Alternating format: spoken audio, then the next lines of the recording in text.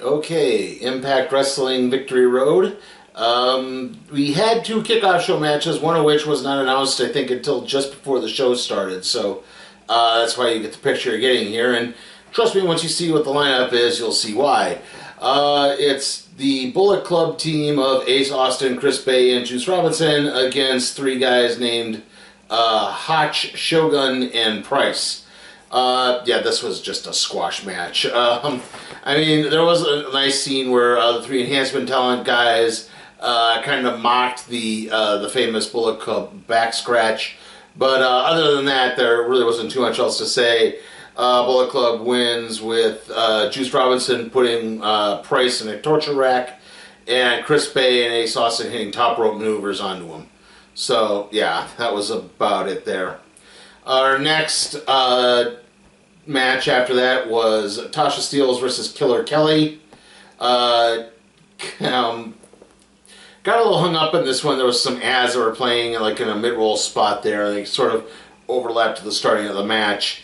Though I did manage to see Tasha Steelz cosplaying as Ursula for her entrance. That's Ursula from The Little Mermaid.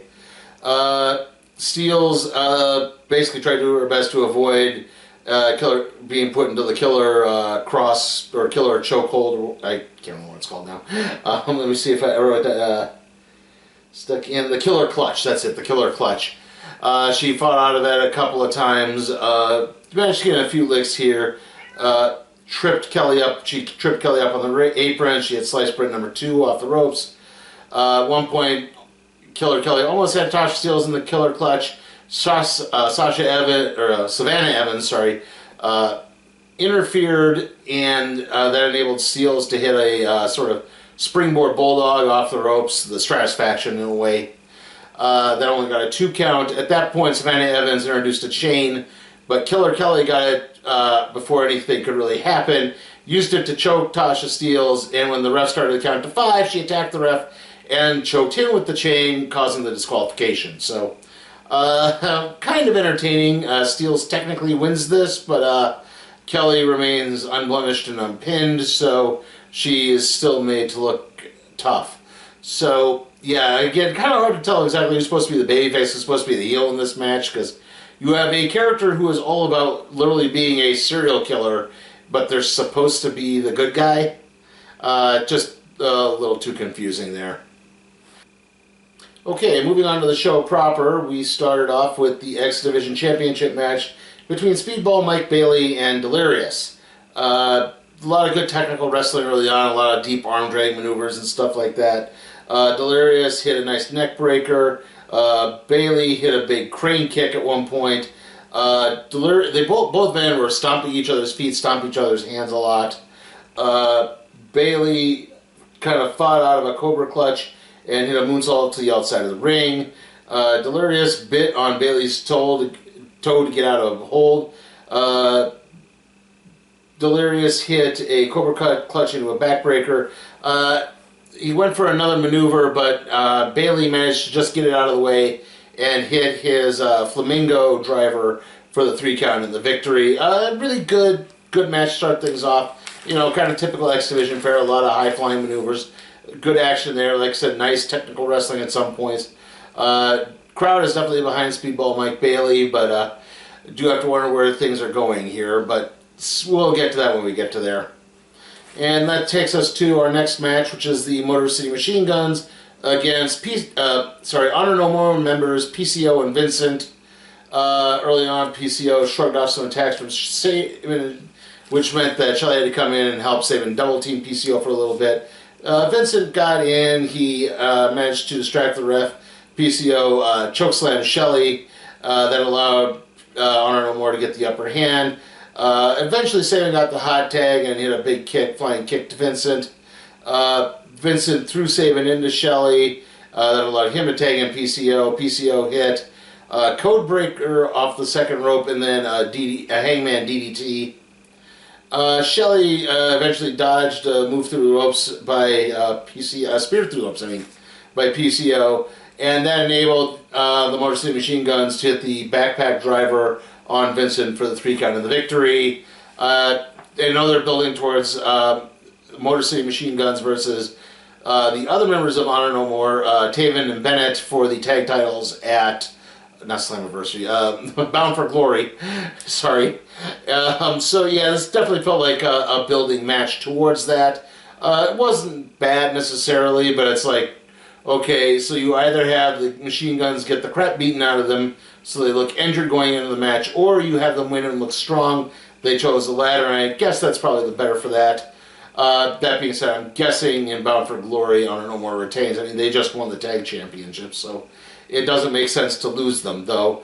Again, we'll get to that later, booking in the show, which has thrown things off a little bit, I think. And that leads us into our next match, which is Mickie James versus Giselle Shaw. Mickie James is working her way through the Impact Women's roster to get another Knockouts title championship, title shot. If she loses, though, she will retire. Right off the bat, James went after Shaw's arm. Shaw came back, she hit a springboard corkscrew arm drag. Shaw then hit a tilt-a-whirl shoulder breaker. Dived to the outside of the ropes. James eventually caught Shaw, though, and tangled her up in the ring apron, and then hit a basement drop kick. Shaw pulled James into the turnbuckle and followed with a corkscrew plancha to the outside. James blocked a knee and then hit a big series of kicks. She hit her flying senton, but then Shaw managed to counter that and hit a spin kick of her own. Shaw went for her knee strike finisher, but James dodged that and hit the jumping DDT for the 3 count of the victory. Afterwards, James did shake Shaw's hand, even though Shaw is a heel at this point, but still, really, really good women's match. James is made to look strong. You're definitely wondering where this is going. If she is going to eventually get her Knockouts title opportunity, but who's it going to be from? And, you know, with her next opponent, which we'll get to, definitely adds a bit more interest to the fire as to what's going on there. Okay, our next match is the Triple Threat Revolver match. The way this goes is there will be 3 people in the ring. Once a pinfall occurs, the person who took the pinfall is eliminated and a new opponent enters. That is until there are 3 people left, at which point it becomes an ordinary triple threat match. Also, this might be a reverse battle royal. I'm not entirely sure. Anyway, the competitors are Mia Yim, Frankie Kazarian, Black Taurus, Kenny King, Laredo Kid, Trey Miguel, Alex Zane, and Yuya Yamura. I am sorry if I mispronounced that last name. Anyway, the 3 who started things off were Trey Miguel, Mia Yim, and Laredo Kid. Very early on, Laredo Kid hit a couple of big moves to the outside of the ring. Yim eventually hit Kid with a DDT, a tilt-a-whirl DDT, and the Eat to Feet to eliminate him. Out next came Alex Zane. Zane and Miguel kind of fought with each other. At one point, though, Yim and Miguel fought as to who got to fight. Well, actually, it was later. But eventually, Mia Yim hit a suicide bomb on... No, a crucifix bomb, my mistake. Crucifix bomb on Zane to eliminate him. Kenny King was the next one out. He did not get in the ring.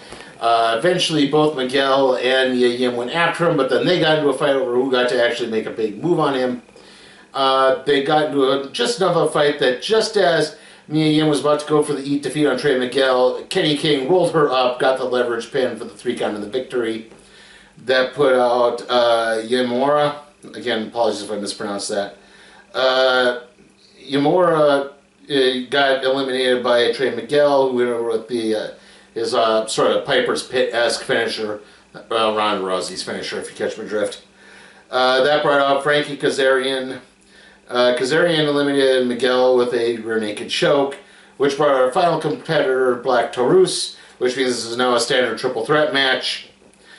And Kazarian kind of botched a DDT to the outside of the ring. Like, I think it was supposed to be on the apron, but he slipped a little too early, and Black Taurus just kind of fell on the apron and rolled off. He then got in the ring and managed to hit Kenny King with some type of maneuver and got the 3 count of the victory. So Frankie Kazarian is now the #1 contender for the X Division Championship. And that's where I thought it was getting weird, because I thought the way they're setting up Bound for Glory is for Honor No More to get all the gold. So wouldn't it have made a bit more sense to have Kenny King win? So that way he's going after the X Division Championship. You have the tag titles on the line. I guess the Digital Media Championship isn't quite available just yet, but they haven't, or at least they haven't announced a match there. But still, you get the idea that they're supposed to be trying to win, and they're supposed to try to win everything. But I guess not. Instead, it's Frankie Kazarian, which is odd because he's actually contracted to AEW. So you might be telegraphing things there a little bit, unless he's been able to be loaned to Impact for a while.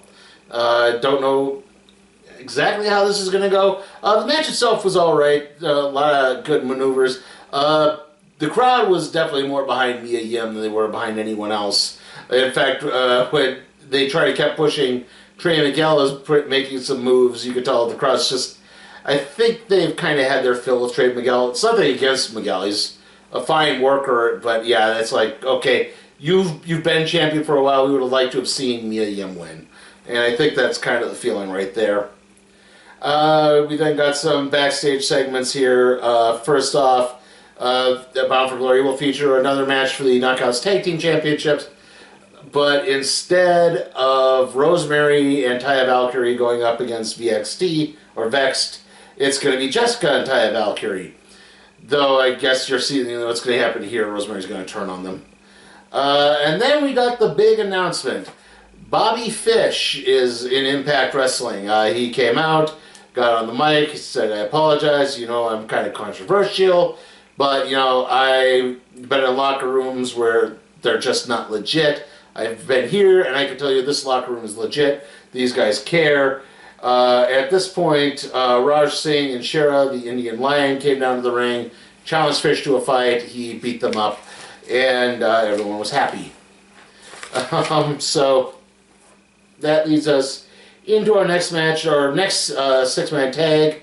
The Honor No More team of Eddie Edwards, Mike Bennett, and Matt Taven against Heath, Josh Alexander, and Rich Swann. Early on, it looked like Edwards wanted to fight Alexander, but he immediately powdered out of the ring, and instead wound up having to take on Heath. Edwards distracted the ref, which allowed Bennett to get a cheap shot on Alexander. Taven and Bennett then jumped Swann and beat him up on the outside of the ring. Eventually, Alexander got the hot tag. He brawled with Edwards for a while. The big spot of the match was a top rope powerbomb from Alexander onto Edwards, who then fell back onto Taven and Bennett.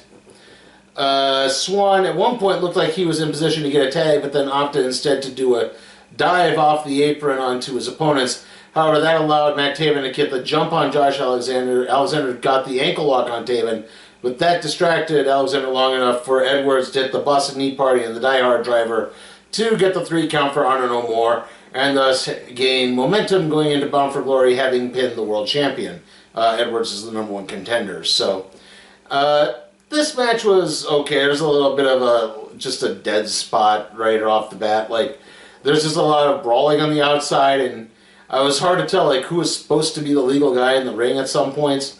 Like for a very long time it was Rich Swann, and then it's like, okay, I thought he tagged Heath, but it looks like Alexander's in. Then Heath just kind of vanished altogether, and it's like, okay, that one just, it felt a little fillery in my opinion. Okay, our next match is Jordan Grace versus Max the Impaler. This was the pick your poison choice for Masha Slamovich, who is the #1 contender for the Knockouts Championship at Bound for Glory. She got to pick a warm-up opponent for Jordan Grace, basically. Right off the bat, Max choked Grace into the corner, and her manager, Father James Mitchell, had to call her off. Grace caught Max up in the ropes and hit a double stomp through there, or hit a double knee driver, actually. But Max came back and hit the waistland into the apron. Max hit a big gutbuster on the outside. Grace came back in an Alabama slam on the ramp. Max came back and hit a spear. Grace hit a sunset bomb, and then she hit the Grace driver for the 3 count and the victory.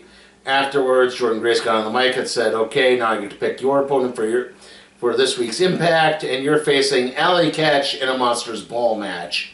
So definitely going to be interesting. Alley Catch is a big note on the indies. She's very tough.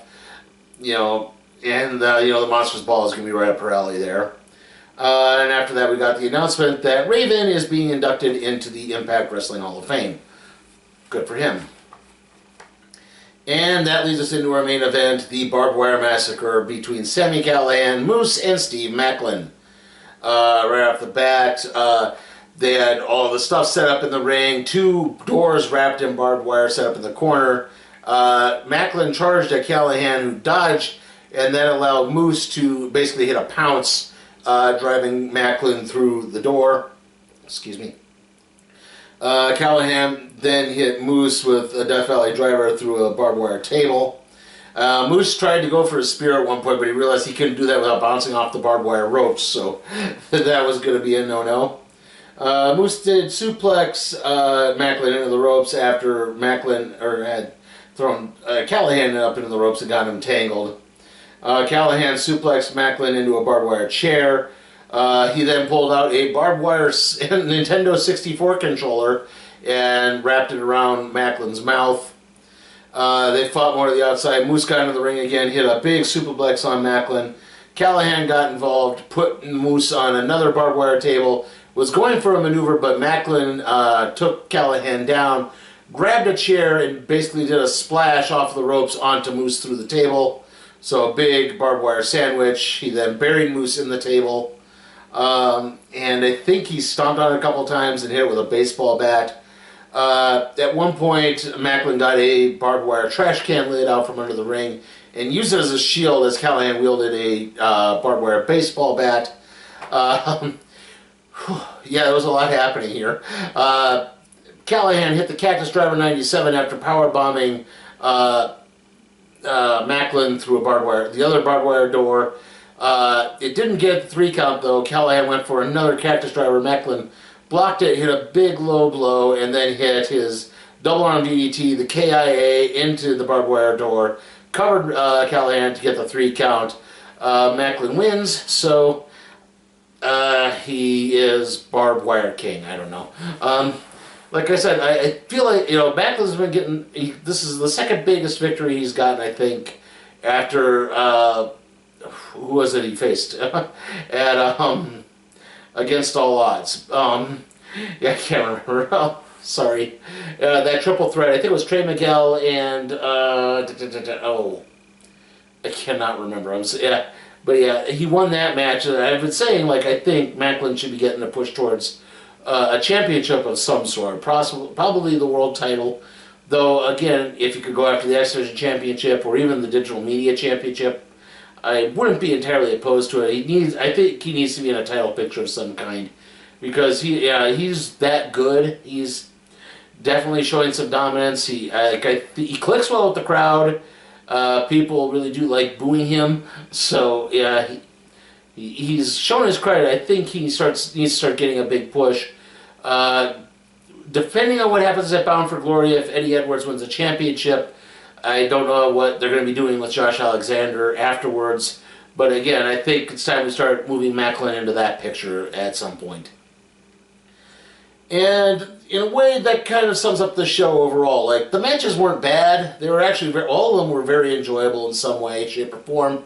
I mean, some had some dead spots in it, but like I said, they weren't aggravating to that extent, or to any extent. It's just, this whole show kind of screamed like filler, especially with Bound for Glory, their biggest show of the year, happening in just 2 weeks. It doesn't make sense to have a special that close to it. Like, maybe 3 weeks, maybe even a month before you could maybe get away with something like that, but 2 weeks is just a little too close in my opinion. Like I said, matches were not bad, they just kind of felt like filler that's building up to a much bigger show.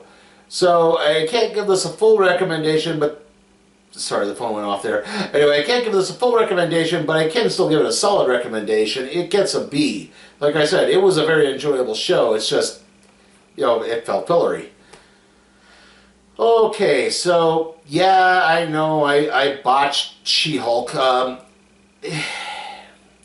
honestly thought it was 6 episodes, because I would read, like, the previews on, I Googled it, I went to Wikipedia, and everything there had it stopping at episode 6.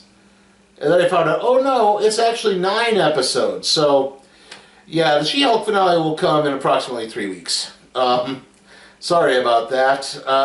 Anyway, the next video after this is going to be the random trade review on Transformers: The World in Your Eyes. That is all ready to go. I managed to get that edited because of the free time I now have. Next wrestling show is Extreme Rules. That's going to be on October 8th. I thought about doing Bound for Glory. It just, that weekend's going to be kind of busy for me because I have another house sitting gig coming up, and it's going to be kind of a lengthy one, so you'll probably see a few changes at some point. So the next movie is, I think I said it's going to be Hocus Pocus 2. And obviously we're going to be doing, we'll do episodes 4 through 6 of Andor, the Star Wars series, and then of course there'll be the Men, and eventually we'll get the finale for She-Hulk. See you all next time.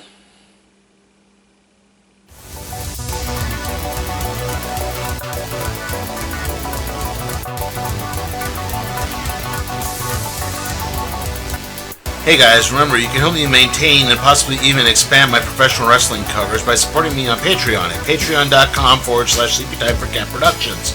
Also, remember to like the video, comment, share, subscribe, and ring that notification bell.